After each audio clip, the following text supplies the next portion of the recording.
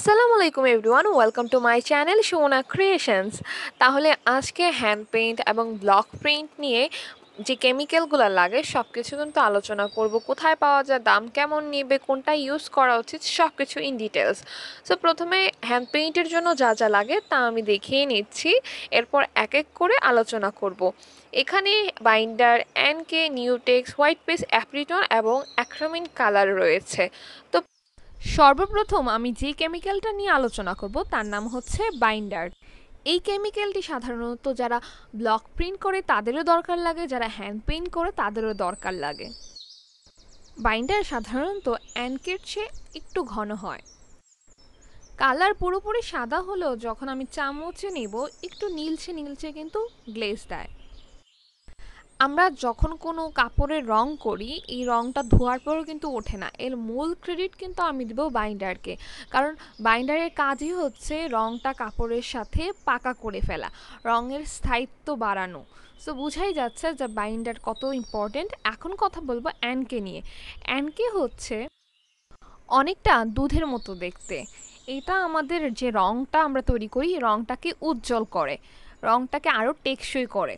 মাঝে মাঝে দেখা যায় যে আমাদের রংটা ঘন হয়ে গেলে এই এনকে দিয়ে কিন্তু রংটা পাতলা করা যায়, তখন আমাদের কাজটাও সফট হয়। হালকা কালারের কাপড়ে কিন্তু এনকে বাইন্ডার আর র কালার দিয়ে কিন্তু রং বানিয়ে কাজ করা যায়। সো আমার ফেসবুক পেজে যারা সংযুক্ত হননি অবশ্যই লাইক দিয়ে সংযুক্ত হয়ে যাবেন। এছাড়া আমাদের গ্রুপ তো রয়েছেই, সেখানে বিভিন্ন প্রশ্ন করতে পারবেন, সংযুক্ত হয়ে যাবেন গ্রুপেও। সো এখন কথা বলবো হোয়াইট পেস্ট নিয়ে। আমরা সাধারণত যে কাজগুলো করি গাঢ় কালারের কাপড়ে, যেমন লাল, তারপরে কালো, নেভি ব্লু, সবুজ, তো ওই কাপড়গুলো কিন্তু আমরা যখন কোনো একটা কালার দিব ফুটতে চায় না, আপনি যতই রং দিবেন দেখবেন কালারটা উজ্জ্বল হচ্ছে না। সেই ক্ষেত্রে আমরা হোয়াইট পেস্টটা ব্যবহার করব। হোয়াইট পেস্টটা কেন ব্যবহার করি সেটা আমি একটু ক্লিয়ার করছি। যেহেতু ডিপ কালারের কাপড়ে এই রংটা ফুটে না, সেক্ষেত্রে এনকে বাইন্ডার আর হোয়াইট পেস্ট মিশিয়ে একটা বেস দিয়ে নিব, সেক্ষেত্রে সুন্দরভাবে কাজটা করা যায়। এরপর কথা বলবো নিউটেক্স নিয়ে। নিউটেক্স হলো হোয়াইট পেস্টের বিপরীত। আমরা ডিপ কালারের কাপড়ে সাধারণত দেখা যায় যে হোয়াইট পেস্ট দিয়ে কাজ করতে হয়, সেক্ষেত্রে কাপড়ের যে কাজটা থাকে সেটা হালকা হয়ে যায়। আর অপরদিকে এখানে নিউটেক্সের কাজ দেখেন, নিউটেক্স হচ্ছে যে আমরা রঙগুলা বানাই হালকা হালকা কালারের রঙগুলা, সেগুলো আরেকটু উজ্জ্বলতা এনে দেয় কিন্তু নিউটেক্স। সাধারণত একটু উজ্জ্বল করার জন্য কিন্তু আমরা নিউটেক্সটা ব্যবহার করে থাকি। আর অনেক আগে ব্যবহার করা হতো যে অ্যাপ্রিটন ইউজ করা হতো না, নিউটেক্স দিয়ে রঙটাকে একটু ঘন করে নেওয়া হতো। এখন কিন্তু নিউটেক্স বেশি একটা ব্যবহার করা হয় না, সেক্ষেত্রে অ্যাপ্রিটন ব্যবহার করা হয় যাতে রঙটা একটু ঘন করে বানানো যায়, একটা বেস দেওয়া যায়, সেই ক্ষেত্রে নিউটেক্সটা আপনি ইউজ করতে পারবেন। এছাড়া ব্লকের ক্ষেত্রে কিন্তু নিউটেক্স পেস্টটা অনেক বেশি ইম্পর্টেন্ট। সো এর জন্য নিউটেক্সটা ব্লকে বেশি ব্যবহার করা হয়। এখন কথা বলবো অ্যাপ্রিটন নিয়ে। এপ্রিটন হচ্ছে রঙের ঘনত্বটা বাড়ায়। আমরা অনেক সময় কাজ করতে গিয়ে দেখা যায় যে রঙটা একটু পাতলা বানিয়ে ফেলি, সেই ক্ষেত্রে সুতি কাপড় বা জর্জেট কাপড়ে যখনই রঙটা দেই রঙটা ছড়িয়ে যায়, অনেক আপুরা তখন টেনশনে পড়ে যায়। সো তাদের জন্য বলছি এই অ্যাপ্রিটনটা আপনি এনকে আর যে আপনার বাইন্ডার আছে এটার সাথে আপনি একটু ভালোভাবে মিশিয়ে নিতে হবে। মিশিয়ে তারপরে ওই কালারটার সাথে মিশিয়ে কাজ করলে কিন্তু দেখা যাচ্ছে যে আপনার যে রঙটা ছড়াচ্ছিল সেটা কিন্তু ছড়াবে না। সো আপনার রং তৈরি করার পরেও কিন্তু একটু অ্যাপ্রিটন মিশাতে পারেন, যখন দেখবেন আপনার রংটা ছড়িয়ে যাচ্ছে সেক্ষেত্রে কিন্তু রংটা একদমই আর ছড়াবে না। খুব ভালো কাজ করে অ্যাপ্রিটন এই ক্ষেত্রে। সো অ্যাপ্রিটনের পরে যেটা লাগছে সেটা হচ্ছে র কালার।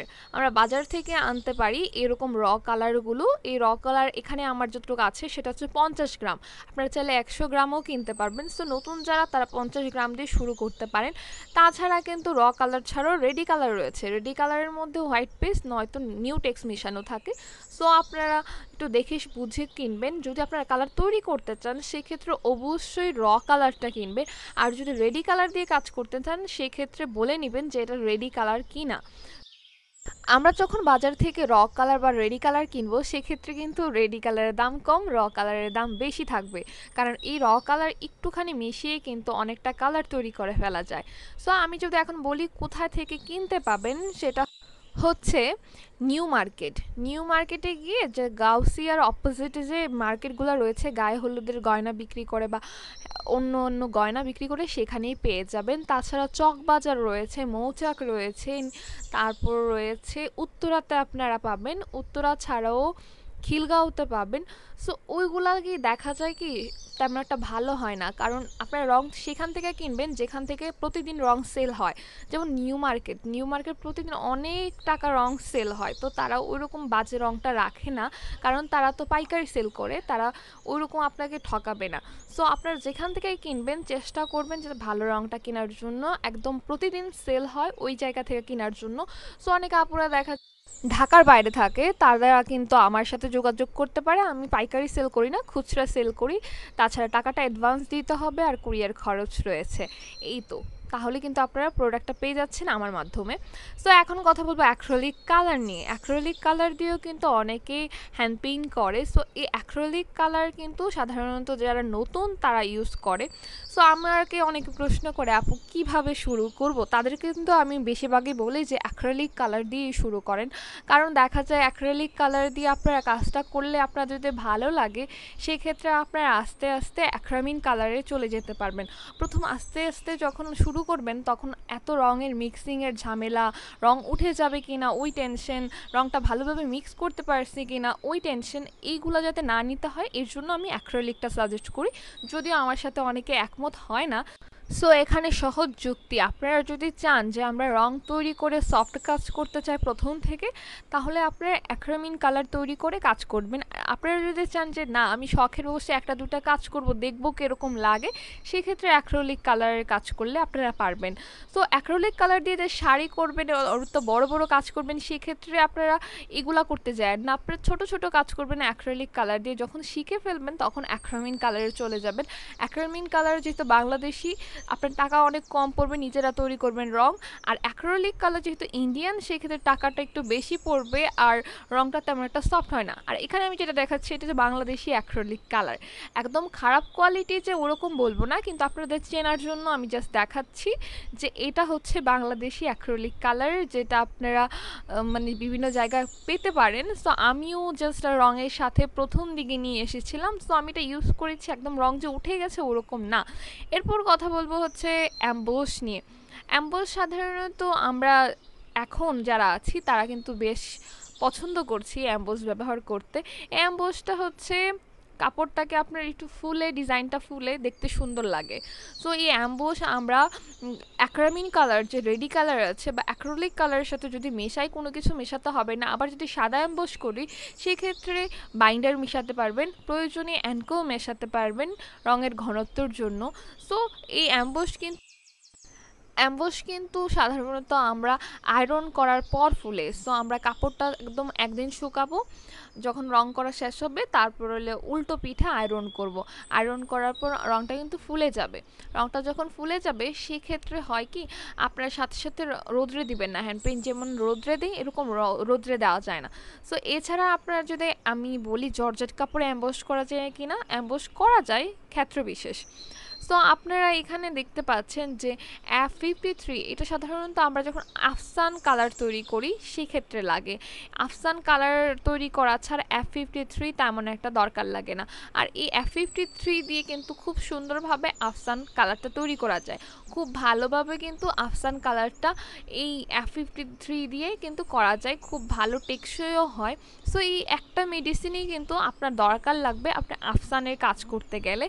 যেই মেডিসিনটা আপনার আফসানের জন্য কিনতে হয় সেটা হচ্ছে এই F53। সো আপনারা যারা আফসানের কাজ করবেন তারা এই F53 কিন্তু সংগ্রহে রাখবেন। সো আর বাকি রইল যে কেমিক্যাল, তা হচ্ছে rubber paste, CCL, অক্সেল। Rubber paste হচ্ছে ব্লকের ক্ষেত্রে ব্যবহার করা হয়। এই যে কেমিক্যালগুলো এই তিনটাই কিন্তু ব্লকে ইউজ করা হয়, আমরা হ্যান্ড পেইন্টে লাগবে না। রাবার পেস্টের ব্লকের যে কালারটা ওইগুলো হালকা করে, CCL হচ্ছে রঙের উজ্জ্বলতা বাড়ায়, একদম অক্সেলও কিন্তু সেম।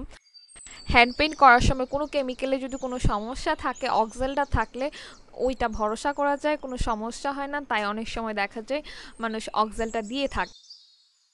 এখন যদি দাম নিয়ে কথা বলি, দাম কিন্তু এক এক জায়গায় এক এক রকম। যেমন নিউ মার্কেট হচ্ছে পাইকারি জায়গা, সেখানে দাম অনেক বেশি কম রাখবে। তারপর যে উত্তরা রয়েছে, মৌচাক রয়েছে, দাম তুলনামূলক বেশি রাখবে। আবার অনলাইনে আমি নিজেও সেল করি, তাই আমি জানি অনলাইনে হলে খুচরা সেল করে, হ্যাঁ, ওরা পাইকারি থেকে কিনে খুচরা সেল করে, তাই একটু দামটা বেশি রাখে। সো আপনারা নিউ মার্কেটের দাম অনুযায়ী কিন্তু অনলাইনে পাবেন না।